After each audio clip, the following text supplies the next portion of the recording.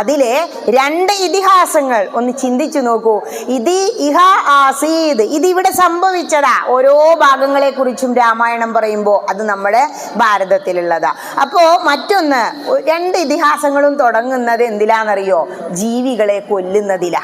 മഹാഭാരതം മഹത്വം കൊണ്ടും ഭാരം കൊണ്ടും വലുതാണ് മഹാഭാരതം.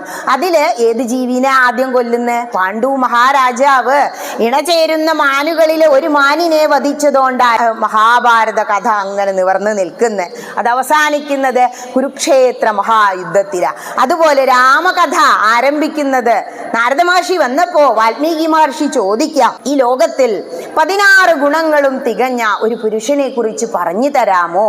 അപ്പോ നാരദ മഹർഷി വാൽമീകിയോട് പറയാ, ഇക്ഷ്വാകു വംശത്തിലെ ശ്രീരാമചന്ദ്രൻ എന്ന്.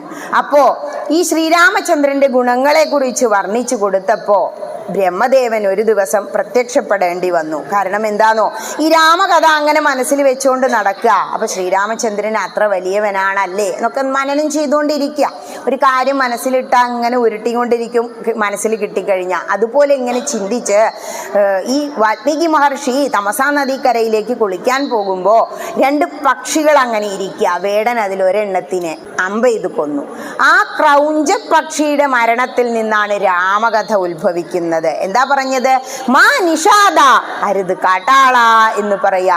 മാ നിഷാദത്വമഗമ ശാശ്വതീ സമാഹ യൽ ക്രൗഞ്ചമിഥുനാദേകവതീ കാമമോഹിതം. കാമമോഹിതരായിരിക്കുന്ന ക്രൗഞ്ചമിഥുനങ്ങളിൽ ഒന്നിനെ അമ്പെയ്ത് വീഴ്ത്തി.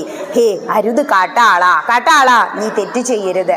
അത് ഒരു പ്രകൃതിയുടെ നിയമമാണ്. ചെറുജീവികളെ വേടൻ അമ്പെയ്യുന്നത്, ഒളിഞ്ഞ് അമ്പെയ്യുന്നതൊക്കെ. പക്ഷെ എന്തുകൊണ്ട് വാൽമീകി അങ്ങനെ ചിന്തിച്ചു? ഇപ്പൊ നിങ്ങൾക്കും തോന്നൂലേ, ചെറിയൊരു ജീവിനെ തന്നെ കൊല്ല് അല്ലെങ്കിൽ ചാവേച്ചിന്ന് കാണുമ്പോൾ നമുക്ക് കാണാൻ വയ്യ. കുട്ടികൾ അതൊക്കെ കണ്ടിരുന്ന് ഇങ്ങനെ രസിക്കൂലേ? ഈ മൃഗങ്ങളുടെ ചാനലൊക്കെ വെച്ച് നമുക്കത് കാണാനേ വയ്യ ആക്രമിക്കുന്നത്. അത് എന്തുകൊണ്ടാണ് നമ്മൾ അങ്ങനെ ചിന്തിക്കുന്നത്? നമ്മുടെ മനസ്സങ്ങനെ മൃദുവായി മാറിക്കൊണ്ടിരിക്കുക ഈശ്വര കഥകളിലൂടെ പോയിട്ട്.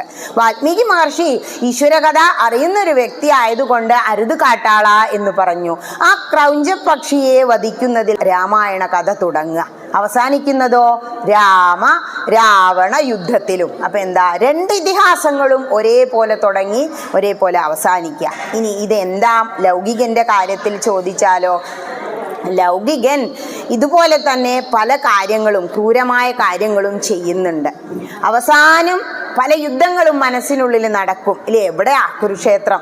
ഈ യുദ്ധമൊക്കെ എല്ലാം കഴിഞ്ഞ് കട്ടിലിന്റെ മുകളിൽ കയറി ആ 4 കാലിൽ കിടക്കുമ്പോഴാണ് ഓരോരുത്തരും ഇങ്ങനെ കാണാൻ വരുമ്പോൾ ചിന്തിക്കുക, ഞാൻ എന്തിനാ അപ്പൊ ഇതൊക്കെ, എനിക്ക്